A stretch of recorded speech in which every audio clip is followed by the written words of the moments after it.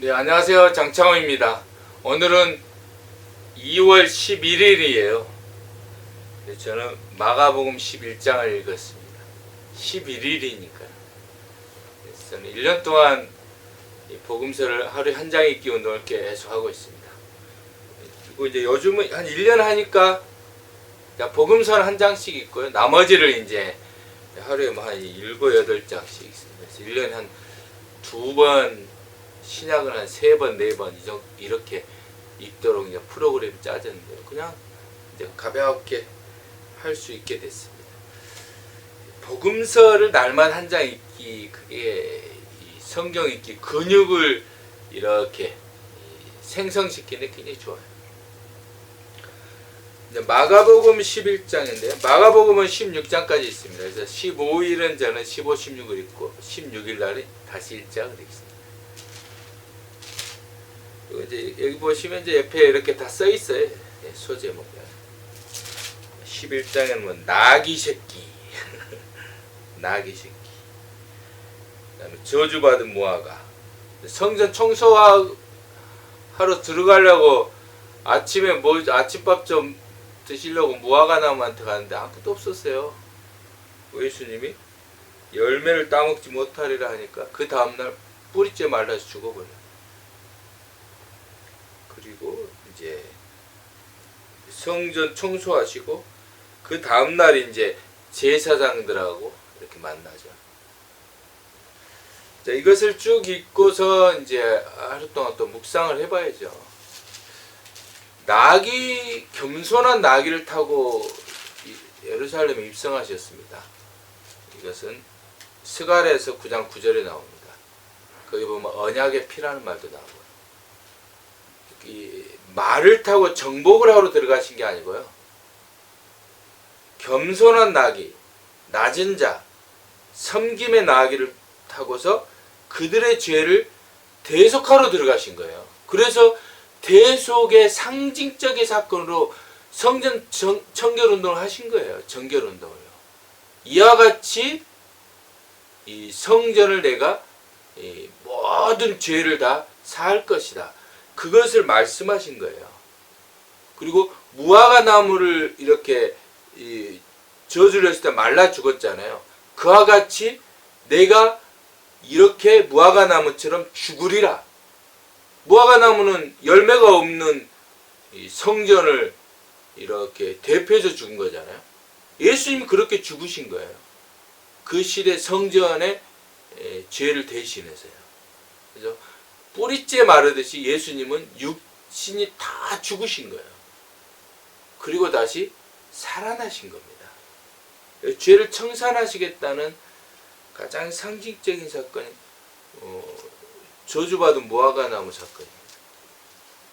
저주받은 무화과 나무 사건을 종교 그 시대 제사장들의 잘못을 이렇게 대표해서 이렇게 멸망에 예표한 것이다 라고만 보면요, 율법적 신앙이 될 수가 있어요. 정죄적 신앙이 되어버려요. 그러면 누군가가 막 돈만 벌고 교회 안에서 높아지려고 하고 그런 사람을 보면 이 열매 없는 무화과 나무처럼 정죄하고 심판을 하게 돼요.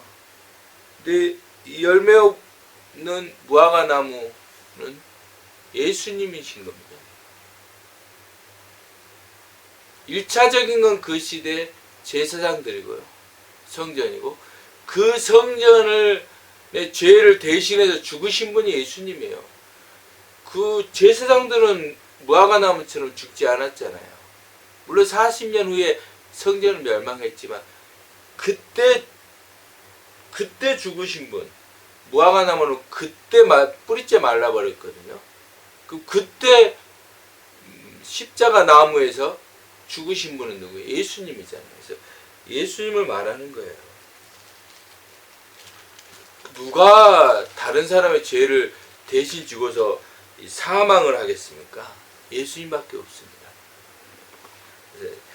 마가복음 11장은 예루살렘 입성의 겸손한 나귀, 이것도 십자가를 예표하는 겁니다.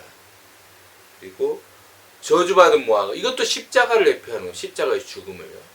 그리고 성전 정결운동 이것도 죄를 사하는 십자가를 이야기하는 겁니다.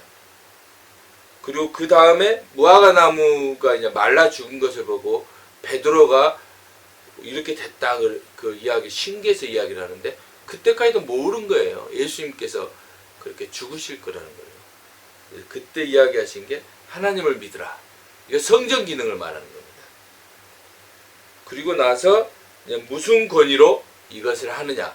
그 뒤에 12장에 보면 상속자를 죽이는 이야기가 나와요. 상속자를 죽이자 그럽니다. 하나님의 사랑하는 아들이라 상속자를 죽이자. 하나님의 상속자. 하나님의 상속자는 이 세상 앞에 죽임을 당하는 상속자입니다. 권력의 상속자는 정복을 하는 상속자고요. 하나님의 상속자는 이 세상 앞에 죽임을 당하면서 어린 양으로서 상속자가 됩니다. 그게 계시록에 자세히 나와 있습니다. 일찍 죽임을 당한 어린 양이 바로 하나님의 그 인을 말씀의 인을 떼는 겁니다. 그래서 하나님의 말씀대로 사는 자. 그래서 죽임을 당함으로 인해서 상속자로서 인정을 받은 거예요. 이건 내일 또 제가 이야기를 해드릴게요.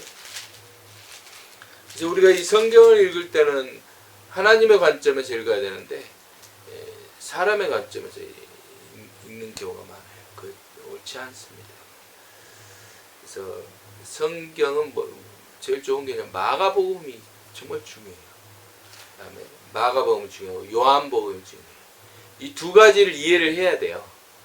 예수님의 사역이 3년간의 사역이 무엇인지를 이해를 해야 돼요. 이해를. 어떤 사람들은 예수님께 21년을 하셨어야 된다고 하는데 어쩌면 세례요한이 증거했을 때요. 그때 성전 정결운동을 하시고 나서 그때 바로 세례요한의 그 제자 공동체를 중심으로 해서 어린 양의 십자가 대속 사건이 일어났었을 수도 있는 거예요. 근데 그때 세례요한이 못 믿었던 거예요. 어린 양이다 하면서 그 어린 양을 그냥 비유적인 것으로만 풀었던 거예요. 그래서 거기서 어긋난 거예요. 그리고 예수님이 대속의 그리스도인 것을 믿어줄 사람이 아무도 없었던 거예요. 세례요한이 안 믿으면 못 믿는 거 없는 거거든요. 그러면 죽어도 의미가 없잖아요.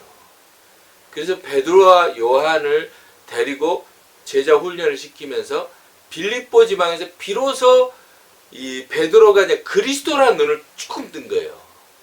그러니까 그때 이제 헤르몬 산에 데려가면서 모세와 엘리야를 그냥 권능적으로 보여줘 버린 거예요. 그래도 아직 못 뜬 거예요. 그래서 계속 교육을 시킨 거예요. 3번, 4번. 대속의 그리스도라는 거예요. 왜냐면 예수님께서 그렇게 죽으신 건데, 왜냐면 시간이 이제 넘어가면 안 되잖아요. 3년이 넘어가면 안 되거든요. 3년이 넘어가 버리면 어린 양으로서 그 기한이 있거든요. 그래서 이 3년의 그 기점 안에 끝냈어야 되는 거예요. 그래갖고 그 3년을 딱 채우고 나서 그 아브라함이 이삭 그 예언을 갖다 성취할 때 보면 3년 된 소와 암년 소를 갖다 드리거든요. 그러니까 그 3년의 기점이 있는 거예요. 그러니까 원래는 1년째 했어야 되는 건데 못 하신 거고, 그래서 3년째 기필코 하신 거예요. 그리고 그것을 깨달을 자들이 필요했던 거고요. 왜냐면 그걸 해야만 성령의 불이 이제 그때부터 임하거든요. 예수님이 이 땅에 하나님의 영 성령을 직접 부어주기 위해서 오신 분이세요. 그것은 모든 인류의 이 세상의 마음속에 있는 이 죄를 다 없앤 상태에서 그게 가능한 거예요. 이제 생기를 다르시 불어넣는 것처럼. 이것을 어떻게 할 수 있냐고요? 출애굽이잖아요. 예수님께서 이 땅에 오신 게요. 출애굽 사건. 출애굽은 1년 만에 바로 일어났거든요. 1년 안 걸렸어요. 80세 해가지고 80세 바로 끝냈거든요. 그러니까 1년 만에 그 모든 일이 일어나고 홍해를 건너가지고 호렙산에서 율법까지 다 하사받았어요. 예수님은 이제 3년 만에 그걸 하신 거예요. 근데 이제 예루살렘에 입성하면서는 1년 만에 해버리신 거죠. 이제 딱 깨달았을 때. 베드로가 깨달은 그 순간부터 하면 1년인 거죠. 딱 깨닫고 나서 야! 한번 해보자 하고 1년 만에 바로 제자들을 훈련시켜가지고 믿음의 그 발판 위에서 예루살렘에 입성해서 이 출애굽, 그러니까 이 땅의 출애굽인 거예요. 이 땅을 벗어나서 이 십자가에서 인간으로서 어떻게 살아야 되느냐를 보여주신 그것이 십자가예요. 그러니까 영생을 얻을 수 있는 그 길을 말하는 거예요. 이걸 이제 로마서에서는 이것을 이제 어떻게 이야기했냐면요. 그러니까 우리가 이제 생각해 볼 때 이런 거잖아요. 우리는 생각할 때 이 세상에 의라는 건 이런 거예요. 초등학교 때 공부를 잘하면 중학교 때도 잘하고, 중학교 때도 공부 잘하면 고등학교 때도 잘하고, 고등학교 때도 공부 잘하면 대학교 잘하고, 대학교 공부 성적이 좋으면 사회도 하고 다 한단 말이에요. 근데 죽었어요. 부자가 죽었어요. 그러면 부자가 될 줄 알잖아요. 근데 그건 아니다 이거예요. 거지 나사로 비유해서 보면 반대가 되잖아요. 그건 뭐냐면 엄마 뱃속에 있었을 때 나오면 엄마 뱃속에서는 잘 살다가 나오면 신분이 바뀌어 버리잖아요. 그래서 여기서 살다가 신분이 바뀔 수가 있어요. 그것이 너무 괴로운 거야 하나님께서는. 그래서 이 땅에 내려오셔가지고 여기서 저 세상을 준비하라는 거예요.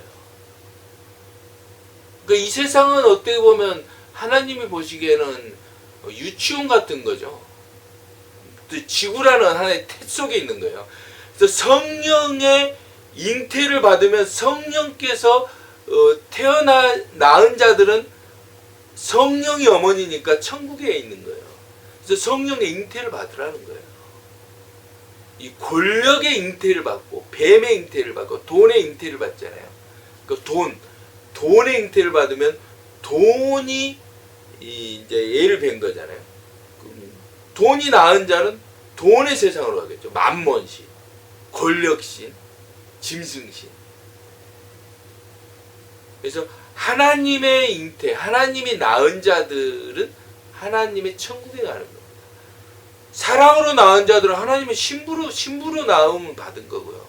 그건 다 똑같은 거예요. 충성된 종도, 친구도 다 하나님이 낳은 자들입니다. 로마서는 그것을 말해요. 그게 바로 하나님의 의라는 거예요. 세상의 의로는 하나님의 자녀가 될 수가 없어요. 왜냐하면 하나님이 낳으셔야 하나님의 자녀가 돼요. 그게 바로 십자가의 도예요.